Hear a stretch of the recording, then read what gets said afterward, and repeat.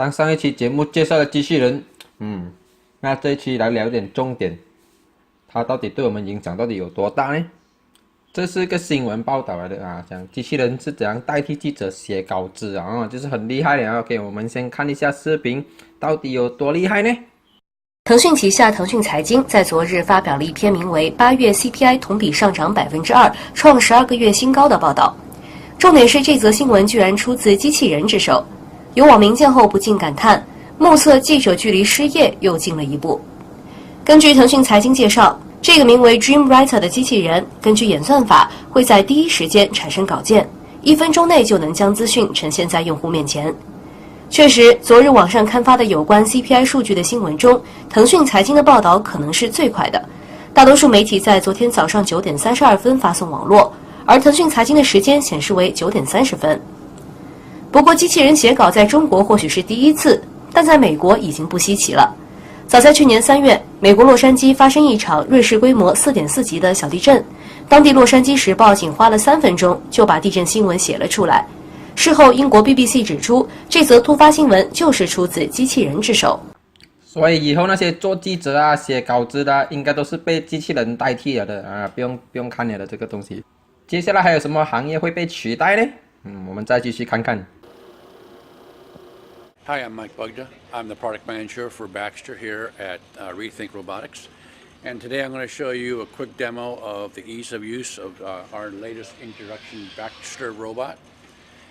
The idea of the robot is that it's very easy to use, very compliant to the user, and it exhibits a certain level of interaction, collaborative friendliness that makes it easy to understand and introduce into a manufacturing environment. So if I just grab its arm, Baxter brings its head around and say, listen, I know you're there. I'm ready to be trained, and I can show you that I can do some tasks for you.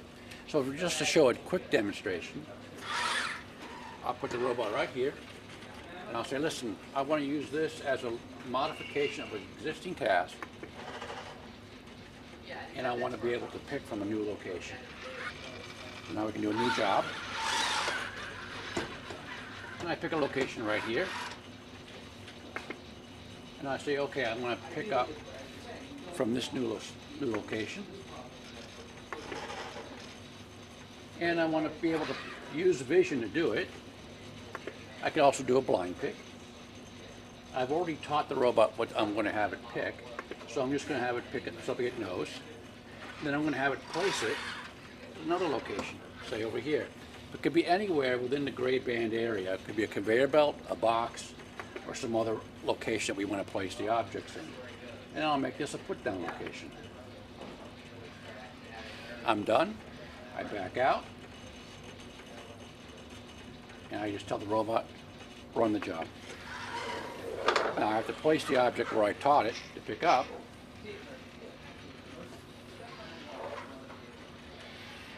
And it will go down and pick up at that location.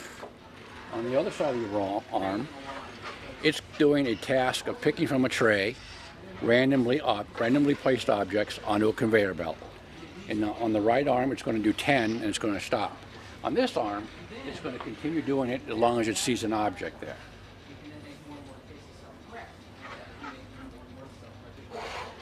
It doesn't have to use vision guided pick. It can use blind pick. It can place from an array or to an array. And it has a lot of flexibility for different applications in low-end manufacturing jobs. And that's essentially what the robot does today.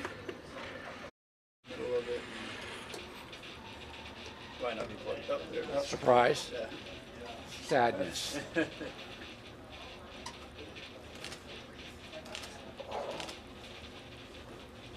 So the arms are... They go into brake mode, unpowered, geared down brake mode, safe operation. This is the new kind. Meet Baxter. Unlike these things, which require skilled operators and technicians and millions of dollars, Baxter has vision and can learn what you want him to do by watching you do it. And he costs less than the average annual salary of a human worker. Unlike his older brothers, he isn't pre-programmed for one specific job. He can do whatever work is within the reach of his arms. Baxter is what might be thought of as a general-purpose robot, and general purpose is a big deal. Baxter today is the computer of the 1980s. He's not the apex, but the beginning. Even if Baxter is slow, his hourly cost is pennies worth of electricity, while his meat-based competition costs minimum wage. A tenth the speed is still cost-effective when it's 100th the price. And while Baxter isn't as smart as some of the other things we will talk about, he's smart enough to take over many low-skilled jobs. 所以那个 Buster 呢是取代那些工厂工作的那些员工咯。因为用人来工作呢，你要给他 off day 啊、MC 啊、产假这些嘛。如果用机器人的话哦，只需要几个工程师啊，几十个工程师啊，几百个 Buster 就可以了，就可以干掉全部了，就可以代替整个工厂的工人，24小时7天不用休息，所以真的可以省掉很多的成本，然后还可以租给其他人来用自己的工厂生产他们的产品咯，所以以后不用说很多工厂的，就是租给人啊，又可以赚那些租金费啊，多好玩，这样一定赚很多钱了的。我们继续看看其他行业哪个会再被替代掉啊。A barista robot coming for them. Sure, maybe your guy makes the double mocha whatever just perfect and you'd never trust anyone else, but millions of people don't care and just want a decent cup of coffee. Oh, and by the way, this robot is actually a giant network of robots that remembers who you are and how you like your coffee no matter where you are. Pretty convenient. Briggo is a network of automated coffee kiosks. The kiosk itself is actually split into two categories. We have espresso drinks and we have brewed coffee. The brewed coffee takes only 15 to 30 seconds per each drink. The espresso drinks take anywhere from a minute and a half to about 2.5 minutes. And the robot can actually change the grind on the fly. Every single shot, it will capture the time that it took to pull the previous shot and dial itself in. The robot mimics the barista first by grinding the shot fresh every time. It then tamps it just like a barista would using an actual tamper. The cool thing about it is then it seals in its own self in a brewing chamber that provides it with 200-degree water and under 9 bars of pressure, which is exactly what you need to pull a great shot of espresso. Once you've created an account on Briggo.com, you can pull out your phone, bring up Briggo.com, hit order. Here's your favorites. Choose your drink. Customize or go ahead and add. And then pay now. The robot itself actually stores all of your drinks in a database and you can retrieve them at any time, you can modify them and repeat order them whenever you want to. You can order through your mobile phone and then you see your display name on the queue itself. When your drink's ready, you pick it up, you go.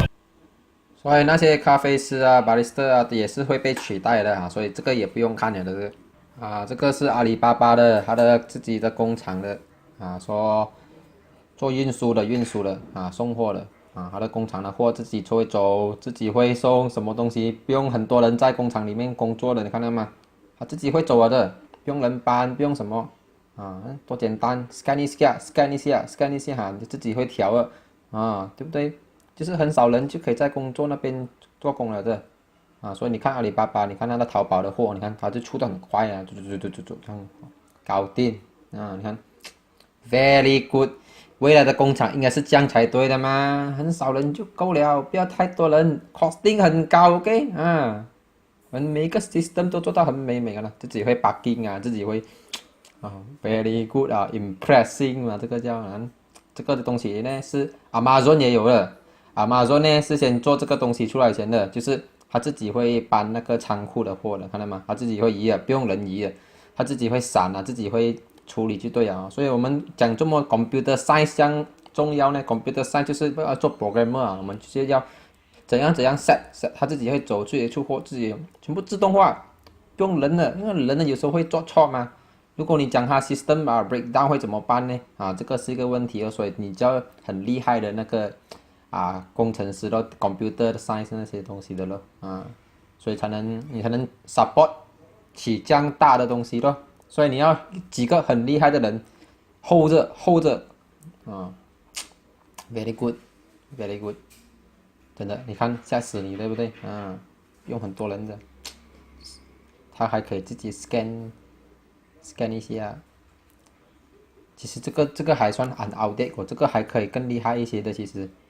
我在上网看过啦啊，还可以更厉害一些的，它的就是 scanner 会，就会它自己识别人的长相啊，这个没有，这个只是普通的 scan 这样，所以会比较 outdated 一点，没有这样厉害。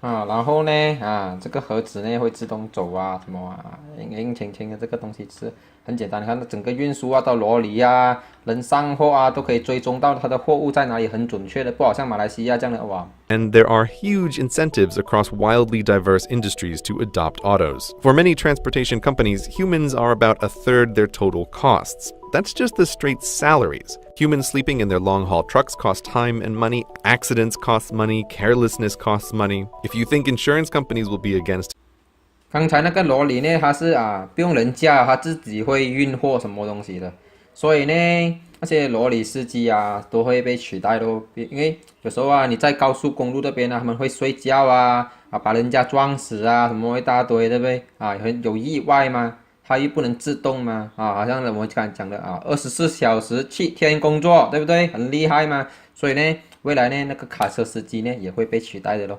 If your job is sitting in front of a screen and typing and clicking, like maybe you're supposed to be doing right now, the bots are coming for you too, buddy. Software bots are both intangible and way faster and cheaper than physical robots. Given that white-collar workers are, from a company's perspective, both more expensive and more numerous, the incentive to automate their work is greater than low-skilled work. And that's just what automation engineers are for. These are skilled programmers whose entire job is to replace your job with a software bot. You may think even the world's smartest automation engineer could never make a bot to do your job, and you may be right, but the cutting edge of programming isn't super smart programmers writing bots, it's super smart programmers writing bots that teach themselves how to do things the programmer could never teach them to do. How that works is well beyond the scope of this video, but the bottom line is there are limited ways to show a bot a bunch of stuff to do, show the bot a bunch of correctly done stuff, and it can figure out how to do the job to be done. Even with just a goal and no knowledge of how to do it, the bots can still learn. Take the stock market, which in many ways is no longer a human endeavor. It's mostly bots that taught themselves to trade stocks, trading stocks with other bots that taught themselves. As a result, the floor of the New York Stock Exchange isn't filled with traders doing their day jobs anymore. It's largely a TV set. So bots have learned the market and 刚才那个报道呢，就是说它的那个电脑或是系统它自己会自动学习的，就是说，它会自动学习怎样去报道那个股市会自己学习，然后自己进步，然后自己会慢慢自己写 program 自己会写的如果你想知道 computer 是怎样自己教会自己，或是怎样自我学习的话以后我会慢慢在下一期或是以后会去介绍对了啦 ，OK。When you think lawyer, it's easy to think of trials, but the bulk of lawyering is actually drafting legal documents, predicting the likely outcome and impact of lawsuits, and something called discovery, which is where boxes of paperwork gets dumped on the lawyers and they need to find the pattern or the one out-of-place transaction among it all. This can be bot work. Discovery, in particular, is already not a human job in many law firms. Not because there isn't paperwork to go through, there's more of it than ever, but because clever research bots shift through millions of emails and memos and accounts in hours, not weeks, crushing human researchers in terms of not just cost and time, but most importantly, accuracy. Bots don't get sleepy reading through a million emails. But that's the simple stuff. IBM has a bot named Watson. You may have seen him on TV destroy humans at Jeopardy, but that was just a fun side project for him. Watson's day job is to be the best doctor in the world, to understand what people say in their own words and give back accurate diagnoses. He's already doing that at Sloan Kettering, giving guidance on lung cancer treatments. 刚才这个视频呢，他就讲到说他电脑是怎样自我学习，然后代替有部分的医生的工作咯就是会算到会怎样去做所以呢，以后我们可以用 apps 就可以去做一些法律的顾问就是你要去询问那些咨询就是比如说你背书啊，会怎样啊，你要怎样诉人家，你用 app 就可以了的。所以以后就没有什么所谓的律师招待所，你可以上网用 app 就搞定到完了。For doctor bots. Human doctors are by no means perfect. The frequency and severity of misdiagnoses are terrifying, and human doctors are severely limited in dealing with a human's complicated medical history. Understanding every drug and every drug's interaction with every other drug is beyond the scope of human knowability, especially when there are research robots whose whole job it is to test thousands of new drugs at a time. And human doctors can only improve through their own experiences. Doctor bots can learn from the experience of every doctor bot, can read the latest in medical research and keep track of everything that happens to all their patients worldwide and make correlations that would be impossible to find otherwise. Not all doctors will go away, but when the doctor bots are comparable to humans and they're only as far away as your phone, the need for general doctors will be less. Would you like to wait for your prescription? Yes, please. There you go. Take a seat. Thank you very much.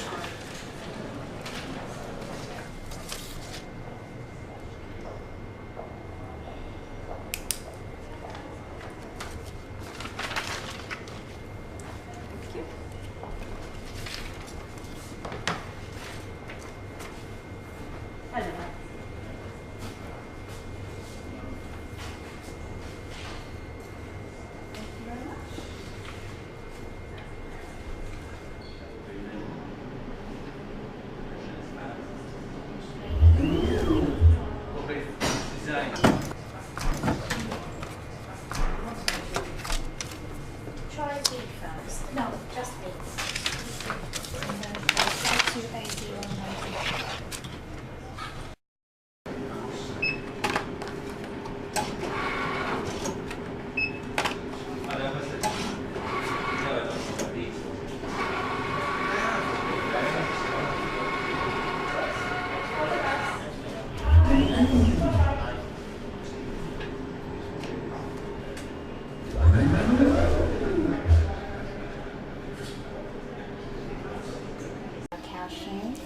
Making sure hospital patients like Jorge Rico get the right medicine is critical. Thank you. He's being treated for leukemia at UCSF, the University of California San Francisco Medical Center. I'm taking about 5 pills in the morning and a couple in the afternoon. How Jorge gets his pills offers a window into the ever-changing world of healthcare and how technology can eliminate critical life or death errors. His medicine came from the hospital's so-called robotic pharmacy. A machine, instead of humans, fills the prescriptions. It plucks pills one by one and packages them. Dr. Josh Adler says it's been a game changer in the field of medicine. The robot gives a huge amount of confidence because we know that the pharmacists and pharmacy technicians are incredibly skilled people, but they're humans and they will occasionally make mistakes. Errors, in fact, are all too common. The Institute of Medicine found that on average, there's at least one medication error per hospital patient per day. That means that no one is immune to an error. But it also notes that error rates vary widely across facilities. CNN first covered this emerging trend of robotic pharmacies nearly 2 years ago. Since it made its debut here in 2011, UCSF has added additional safeguards like barcoding the medicine, right up to the point that it's administered to the patient. It takes the human element out of picking a drug off a shelf and sending it back to the floor where the patient is, where even if you got that right 99% of the time, you know, we give something like 3 million doses of drug in 3 months here, so even a 1% error rate is far too high. It might sound like a job killer, but the hospital says no. Instead, administrators say they can better leverage pharmacists' skills by allowing them to spend more time in the hospital focusing on drug therapies. Nationwide, though, the robots still are not widespread. The reason? Cost. UCSF paid $7 million for its system. As the price comes down, look for them to eventually become standard. I think this is the way that our profession is moving. Automation is going to be part of our career, Which in turn could save lives from human mistakes and boost confidence in the nation's hospitals. Dan Simon, CNN, San Francisco. 刚才那个视频呢，就是说比如说你做一个，它是有wisdom 嘛，就是说你可以通过医院之间用那个 data，OK，比如说这个医院呢医好一个病人了他就可以 share 他们的 data， 说下次怎样医这个病呢如果再有进步，怎样去攻克癌症什么东西呢就是全部可以用 data 来作为他在电脑自己学习咯，学习怎样去研发更多的那些新的药疫苗那些然后也可以减少医生的就是判断的错误比如说你中 cancer， 你跟你讲中别个东西去因为医生也是人嘛，也是会做错事情的嘛，他就可以减少医生的判断那个病的错误率咯。然后也可以说开刀什么因为你刚刚第一次去开刀你是医生去开刀的话，你会手震你怕医死人的嘛，对不对？压力很大嘛。然后如果你用机器来开刀的话呢，它没有情绪的嘛，它可以每天做很多个手术的嘛，它只需要一个说有人怎样控制那个机器人给它不会出 mistake， 好像中 bug 中什么所以你就可以代替很多的医生连续一直帮那个病患一直开手术，也不会说有情绪我很累一直开手术很累不会有这样事情发生所以这么我们要用医生用机器人去代替那些部分的医生做手术因为他就是不能累，比我们判断会更加专业嘛，所以是这样所以以后律师和医生呢也是会被替代掉的咯。 Creativity may feel like magic, but it isn't. The brain is a complicated machine, perhaps the most complicated machine in the whole universe, but that hasn't stopped us from trying to simulate it. There is this notion that just as mechanical muscles allowed us to move into thinking jobs, that mechanical minds will allow us to move into creative work.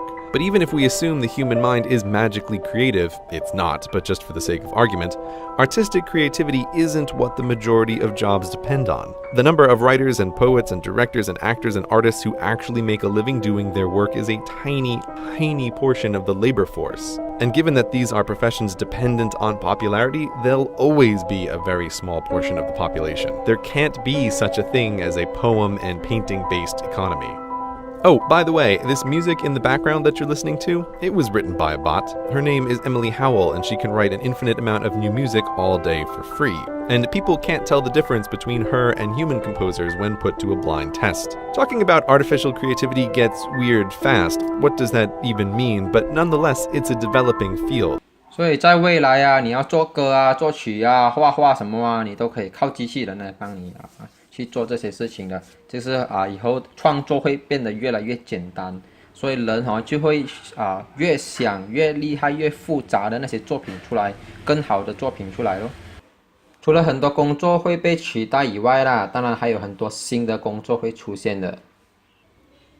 比如说好像说你有些养老人的就好像我们没有时间去照顾老人嘛，然后就可以说用一些机器人去照顾老人的生活，就变成给他们有一点尊严的活下去啦。就是你可以有个机器人跟他一起玩一起读书什么之类因为机器人它是用 WiFi 可以用 WiFi connect 的嘛，当然它会有视频给老人看，然后它也可以预测或是监控他的那个身体状况是否健康或什么，然后可以发信息给你给你知道现在你的父亲母亲是现在怎样的状态他的那个健康的状态是怎样所以他机器人可以做到护理的那个方面的，就是完全可以照顾老人，所以这个也是一个说新的行业那种当然我只是想到这个一个如果还有其他很多很多的呢，暂时还没有出现的呢，就要继续关注看才做节目，然后再告诉你们了所以节目的最后就是这样了今天暂时先聊到这里了，下个星期再见，拜拜。